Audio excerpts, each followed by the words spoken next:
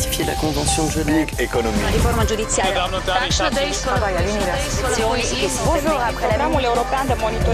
Sveiki, su jumis Europos naujienos laida, kuri šį kartą prasideda Europos parlamento būstinėje Strasbūre, Prancūzijoje. Atsižvelgdami į nesenus išpuolius Paryžiuje, Europos parlamento nariai balsuoja už Europolo, Europos policijos biuro sustiprinimą ir ragina valstybės narės bendradarbiauti. Europol, Europe's intergovernmental law enforcement agency, facilitates exchange of information between national police forces on narcotics, terrorism and criminal activities. It helps to exchange the information, track down the terrorist suspects, gather the information from the member states and share them with authorities. Europol wasn't able to prevent the attacks in Paris on November 13th. But remember, Europol can only function properly when all the member states cooperate. The key issue here is interconnectivity. I think Europol is in a unique position to deliver a framework for more efficient information sharing because of the multiple relevant databases we have. MEPs and member states are currently negotiating a new framework for Europol. Ahora, en cuanto entre en vigor el reglamento, pues los Estados miembros tendrán muchas más capacidades para interconectar con Europol y Europol tendrá más potencia para cumplir con las obligaciones que tiene establecidas en el anejo número 1 del reglamento, que empieza por la palabra terrorismo y termina la número 30 por genocidio. The Parliament is asking for greater supervisory powers over the Hague-based agency. Lessons learnt from the recent terrorist attacks will weigh in the balance. Skirtingos partijos, skirtingi požiūriai ir labai skirtingi uždaviniai ir vis tik sutarimą reikia surasti. Tuo ir užsiima Europos parlamente susirinkę visų 28 šalių narių atstovai. Na, o mes, tęsdami pašnekesių Strasbūre, kalbiname Lietuvoje rinktus Europos parlamento narius.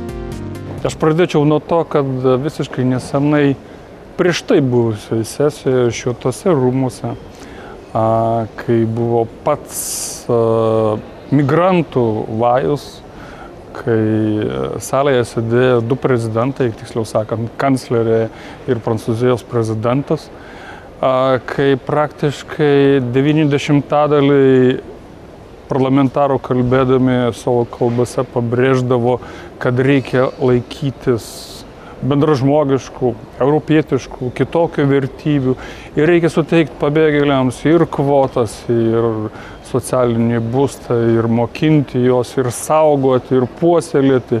Ir tai yra mūsų pareiga ir mes tą turim padaryti. Tokios kalbos vyko praktiškai lygiai prieš 3 savaitės. Šiandien jos visiškai kitokios.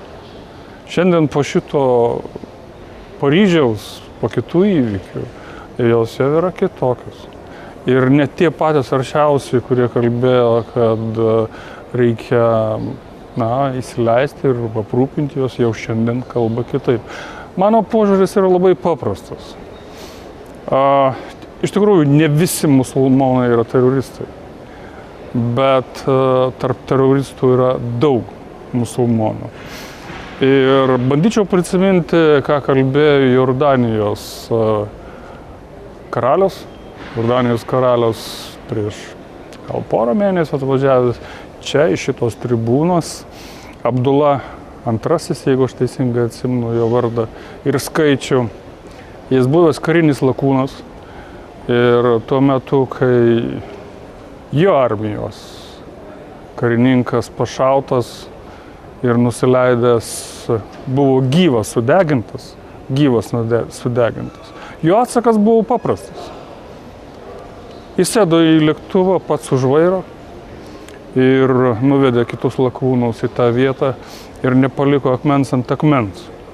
Šitaip parodydamas, kaip reikia prieš jėgą pastatyti jėgą. Ir su šitais cackujimais, aš labai atsiprašau, kad aš vartoju tokį žodį, šiandien mes toli nebenueisim. Iš tikrųjų, kalbėjau su vidaus reikalų ministerijos, Lietuvos vidaus reikalų ministerijos atstovais, kurie buvo nuvažiavę pasižiūrėti, kaip iš tikrųjų vyko procesai tiek Italijoje, tiek Graikijoje. Nagi nėra ten tos sienos.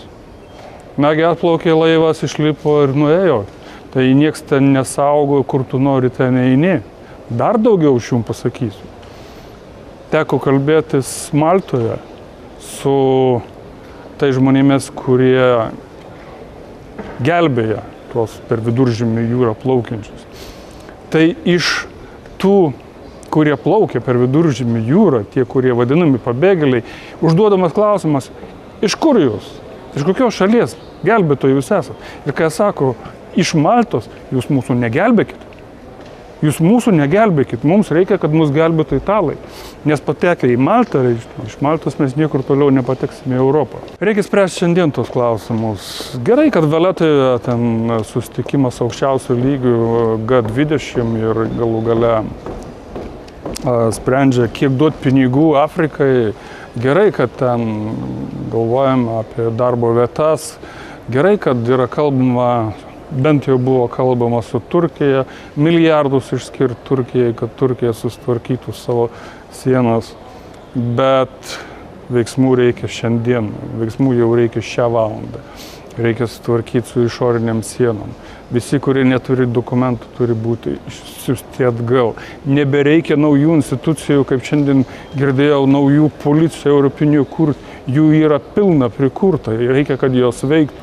Reikia, kad valstybinės, nacionalinių valstybių institucijos keistųsi duomenimis. Reikia, kad kiekvienas įtartinas būtų internuotas, išsiųstas iš ES.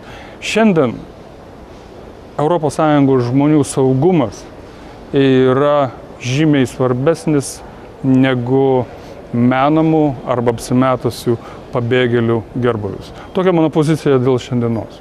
Mes praeitą savaitę buvom susirinkę savo politiniai žaliųjų grupiai ir kaip tik norėjom išgirsti prancūzų atstovų nuomonės. Turim 5 prancūzų atstovus ir jie papasakojo, kaip jiems atrodo būtent Prancūzijos gyventojams šitą situaciją ir jie, atvirai pasakius, labai neigiamai atsiliepė į prezidento, šitą retoriką, kad tai karas, Prancūzija kariauja. Kad tai nėra karas, tai paprasčiausia nusikaltėliai, paprasčiausia žmonės, kurie padarė šitą baisų dalyką. Ir kaip žinia, tokių baisių dalykų pasaulyje iki šiol buvo ne vienas ir ne 2. Ir jie nuolatos vyksta, tik tai galbūt apimtis mažesnis, galbūt kitokioje aplinkoje, galbūt su kažkokiu tai tikslu atsilyginti už kažką ar atkeršyti ir taip toliau. Ir kad mane nustebino ir kitas dalykas, būtent tų kolegų nuomonė, kad tai jokiais būdais negalime sieti su pabėgėliais. Nes tie, kurie bėga nuo tų pačių, kurie apsiskelbė, kad jie čia tai organizavo, tai tikrai žmonės turbūt nėra kalti. Tie, tikrieji pabėgėliai arba kur karo išvaryti žmonės, kurie negali gyventi savo namuose ir taip toliau, ir taip toliau. Tai manau, kad visiškai suprantama ir logiška. Ir aš manau, kad taip yra. Ir svarbiausia, kad dabar turi Europą išanalizuoti savo klaidas, ką jinai iki šiol darė ne taip, kad privedė prie tokios situacijos ir kaip iš tų klaidų, savų klaidų dabar jau pasimokinti, kad ateityje nebūtų tokių dalykų. Tai čia, man atrodo, pagrindinis iššūkis yra ir apie tai, žinoma, vyksta diskusijos ir apie tai vyksta nuomonių pasikeitimas ir rytoj, kaip tik pirmą pusdienį, ir vyks plenariniam posėdyje, pristatys, taryba ir komisija savo, matymus ir taip toliau ir poziciją. Aišku, labai liūdna, kada Europos Sąjungos institucijos nekoordinuoja informacijos apsikeitimų. Ir kada, tiek Paryžiaus tų nusikaltėlių gaudymas, tiek Briuselio nusikaltėlių gaudymas įvyko gavus informaciją iš Maroko. Tai reiškia, gauna šalis, o šaliai neperduoda. Nusikaltėlis vaikšto šalia, o tos kitos jau šalies, o dabar kai pabėgo iš Briuselio, tas vienas iš organizatorių, jis dabar Vokietijoje. Tai ar suveikia vėlgi informacija, ar dirba vokiečių, pajėgos taip, kaip turi dirbti. Nes jeigu kiekvienas nusikaltėlis, jeigu jis jaučia, kad jis gali būti nenubaustas, tai jisai, žinoma, greičiau kažkokią tai blogybę darys. Nes yra žmonių, kurie nusiteikia blogybės daryti ir nieko nepadarysi. Žinom, kad pilni kalėjimai ir Lietuvoje, ir visose kitose šalyse yra visokių žmonių. Mūsų tas paskutinis atvejis, kada 4 žmonės nužudė, reiškia, Kražiuose iš niekur nieko. Tai būtų automatą turėjęs, tai būtų gal visą 100 išžudęs, reiškia. Tai iš tikrųjų, mano galva, kad tai paprasčiausiai gali būti, kad jie turi, aišku, kontaktą su ta islamo valstybė, kabutėse, ją negalima valstybė, tai yra nusikaltėlių grupė ir, aišku, paskatino visą pasaulį, paskatino peržiūrėti tas priemonės, kurios buvo daromos iki šiol ir, sakykime, siekis, kad negalėtų jie tokių dalykų daryti. Manau, kad įvykiai Prancūzijoje, ypač Paryžiuje, jie pakeitė iš esmės patį požiūrį pačios prancūzų tautos. Įvykiai Briuselyje, kurie dabar vyko paskutinės keletą dienų, pakeitė požiūrį, manau, kad Belgijos irgi valstybės taip pat gyventojų, nebūtinai į asmeninį vieno ar kito musulmono požiūrį, bet į tai, kad valstybė turi ir privalo užtikrinti tos šalies gyventojų saugumą ir tam turi būti naudojamos visos įmanomas priemonės ir nežiūrint į tai, kad kai kurie galbūt teroristai yra labai gerai apsiginklavę teoretinę propagandą, žmogaus teisių, tam tikrais gynimais. Ir aš manau, kad šitie įvykiai, kurie buvo Briuselyje paskutiniam dienom, kadangi mano asistentai gyvena ir jie pajautė, kad iš tikrųjų pasikeitė žmonių požiūris į tos pačius piliečius, kurie gyvena, musulmonus, kurie gyveno dešimtmečiais, 20, galbūt jau 30 metų gyvena, yra gimę, tačiau požiūris visuomenės keičiasi. Tai nėra gerai, tačiau aš manau, kad visuomenė turės susitarti dėl bendrųjų principų sugyvendinimo, bet čia jau turi didesnį darbą nuveikti tų valstybių vyriausybės ir specialios tarnybos ypatingai. Aš manau, kad turi būti nustatyta ir įkurta sistema, kuri leistų daugelį iš tų įtartinų asmenų sekti, prižiūrėti, ką jie veikia, su kuo jie susitinka. Tai yra neišvengiama, norint ateityje gyventi mums saugiau. Ir šios laidos pabaigai žinoma apie Paryžiaus klimato kaitos konferenciją, kuri visą šią savaitę dar tęs debatus ir reikia tikėtis priims sprendimus, kurie leistų iki 2020 metų sumažinti klimato kaitą 2 laipsniais. Taigi dėmesio CO2. Ar žinote, kiek anglies dioksido išmeta skirtingos transporto rūšys? Whether you're stuck in the daily commute, hopping in the car to visit friends, or going off on holiday, it's pretty much impossible to avoid using some form of transport in our lives. Thank you, bye-bye. Around a quarter of all greenhouse gas emissions in the European Union come from transport in the form of carbon dioxide. MEPs agreed to reduce greenhouse gas emissions compared to 1990 levels by 40% by 2030. They also called for a 40% energy efficiency target and a binding 30% target for renewable energy. So just which are the worst offenders when it comes to passenger travel? Le tram part maintenant. If I decide to get the train, well, with 156 passengers on board with me, that would cause 14 grams of carbon dioxide per passenger per kilometre. Okay, do we hit the road? Sure. So if I want to travel by car, well, with 4 passengers inside, that would produce around 42 grams of carbon dioxide per passenger per kilometre. Of course, another option is the electric car. But it depends very much how the electricity is produced. If it's by coal, this could be even more polluting than a normal car. But if it's from renewable sources, then it could be one of the cleanest forms of energy. Okay, let's see how this works. Okay, pretty simple actually. Or how about the bus? Well, with 13 people on board, that would produce an average of 68 grams of carbon dioxide per passenger per kilometre. Good morning, Captain. Are we ready to go? Yes, let's go. Thank you.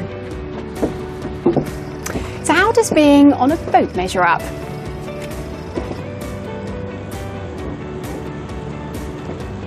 With around 100 passengers on board, that would produce around 116 grams of carbon dioxide per passenger per kilometre.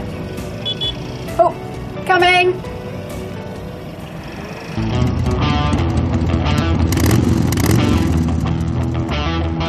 Hi!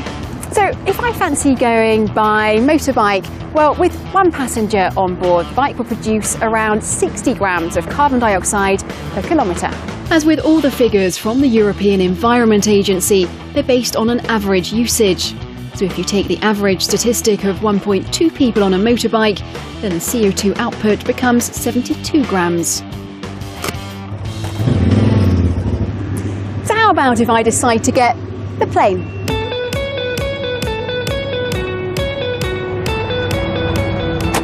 So with 88 passengers on board, well, that would produce around 285 grams of carbon dioxide per passenger per kilometre.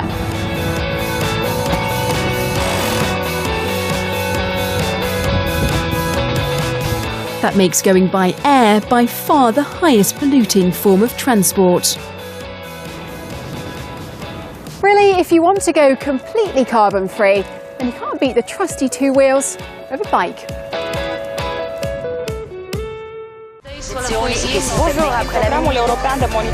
Sigitas Valatka ir Rytis Meškauskas specialiai NIT televizijai iš Europos parlamento būstinės Strasbūre, Prancūzijoje. Ratifier la Convention de Genève. Économie. La riforma giudiziaria. Tax Day. Bonjour, après la programul european de monitorizare.